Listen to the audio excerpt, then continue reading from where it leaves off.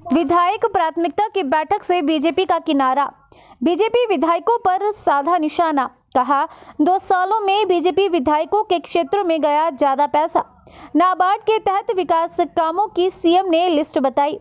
कहा, 2 साल में नेता विपक्ष जयराम ठाकुर के विधानसभा क्षेत्र में 172 करोड़ 44 लाख गया। विधायक रणधीर शर्मा के विधानसभा क्षेत्र में 124 करोड़ दिया। करसोग में 127 करोड़ दिया। सुंदरनगर में 82 करोड़ 45, नाचन द्रंग में 50 लाख दिए। कांग्रेस विधायकों के 172 करोड़ की लिमिट पूरी नहीं हुई। बीजेपी जिस तरह वॉकआउट कर रही है उससे लग रहा है वो अपने अस्तित्व की लड़ाई लड़ रही है। मैं ये कहना चाहता हूँ, जब से हमारी सरकार बनी है 2 साल बने हुए हैं और मुझे ये समझ नहीं आया, जब मैं आज विधायक प्राथमिकता की बैठक ले रहा था, कांग्रेस के विधायक बोल रहे थे कि हमारे क्षेत्र में जो नाबार्ड की प्राथमिकता उसमें पैसा नहीं दिया गया। तो मैंने आज लिस्ट देखी और मंत्री मंडल के सदस्य बोल रहे थे कि हमारी जो प्रायोरिटी डीपीआर है वो कहाँ गई है। अब लिस्ट में पढ़ के बताना चाहता हूँ कि भारतीय जनता पार्टी के विधानसभा क्षेत्रों में सबसे ज़्यादा नाबार्ड का पैसा गया है। ये मैं नहीं कह रहा, ये तथ्य कह रहे हैं। मैं पढ़ना चाहता हूँ, बताना चाहता हूँ कि ये वॉकआउट जो करते हैं ये सिर्फ राजनीति दृष्टिकोण देखकर वॉकआउट करते हैं। जब इन्होंने देखा कि हमारी सारी प्रायोरिटी हमारे क्षेत्र की चली गई है, तो उसके बाद मैं आपको बताना चाहता हूँ कि सबसे ज़्यादा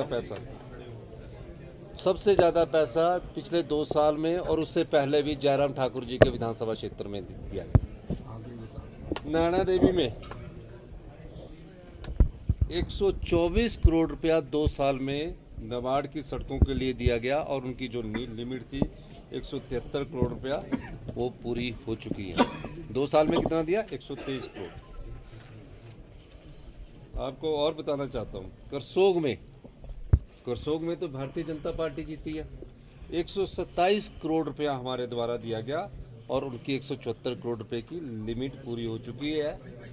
2 साल में दिया गया पैसा है ये 2 साल में।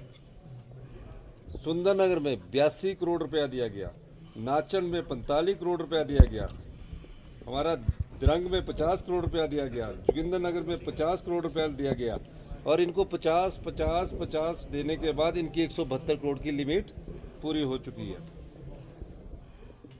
धर्मपुर में 38 करोड़ रुपया दिया गया, सिराज में 50 करोड़ रुपया देकर 172 करोड़ से भी ज़्यादा दिया गया, क्योंकि 172 करोड़ 44 लाख हुआ। तो हमने सोचा प्रतिपक्ष के नेता है, इनकी इस योजना को भी अप्रूव कर दिया जाए।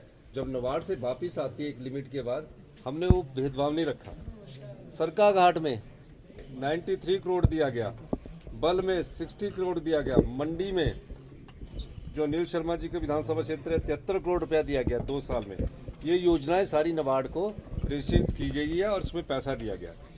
जो हमारे यहाँ जो कांग्रेस के विधायक हैं, मैं उसके बारे में बताना चाहता हूँ कि इनके अभी जो 172 करोड़ की लिमिट है वही नहीं पूरी होगी।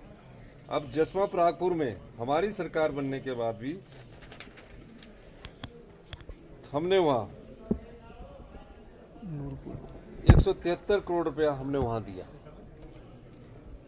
तो ये सारी चीज़ें हमने जो है योजना के अंतर्गत दी गई।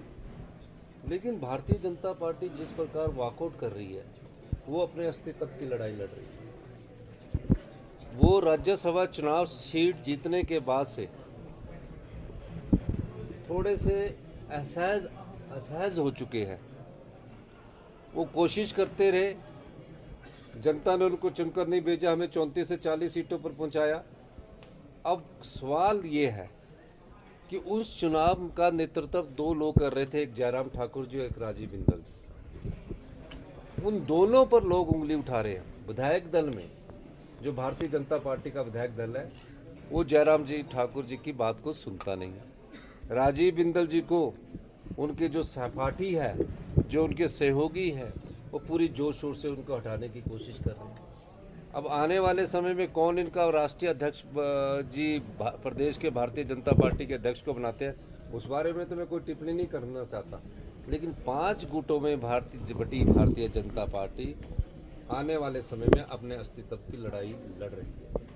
और मैं आपको बताना चाहता हूं कि इनका दृष्टिकोण हमेशा से हिमाचल के हितों के साथ नहीं रहा है। हिमाचल के हितों के साथ ना तो ये खड़े हुए हैं और ना ही हिमाचल के हितों की इन्होंने कोई लड़ाई लड़ी है।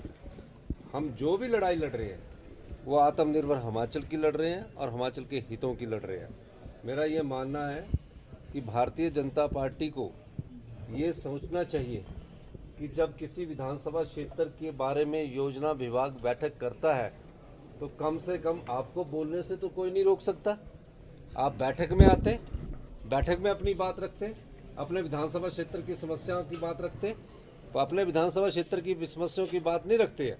विधानसभा में भी भ्रष्टाचार पर प्रस्ताव लाए, फिर उसके बाद वॉकआउट कर दिए, चर्चा नहीं करते हैं। अगर कोई और शिक्षा संस्थान पर प्रस्ताव लाते हैं, प्रश्न पूछते हैं, उस पर वॉकआउट करते हैं। ना विधानसभा के अंदर बैठते हैं, ना योजना बैठक में बैठते हैं और ना ही जो अध्यक्ष महोदय द्वारा ऑल पार्टी मीटिंग बुलाई जाती है उसमें बैठते हैं। तो इसका मतलब क्या है? इसका मतलब साफ है कि कहीं हम इन बैठकों में चले गए और अपनी बात हमने रख ली तो ये ना लगे कि हमारी बात जो सच्चाई है वो सामने आ जाए। तो झूठ बोलकर राजनीति करने की जो परिकल्पना अपने समय में कर रहे हैं वो सही होने वाले नहीं है। झूठ बार बार सच से टकराता है, झूठ किसी ना किसी रूप में सच से टकराने की कोशिश करता है। जीत सच की होती है। और आज बैठक में आते मैं सबको आपको चिट्ठी दे दूंगा, इनको भी भेज दूंगा कि आपको इतने पैसे स्वीकृत किए गया, आपके विधानसभा क्षेत्र के और भी मैं पैसे स्वीकृत करता, और भी मैं चीज़ें स्वीकृत करता। लेकिन ऐसा लगता है कि भारतीय जनता पार्टी अपने लड़ाई और आपसी कला में पड़ी है। उनके पास अपने विधानसभा क्षेत्र की समस्या उठाने का समय नहीं है।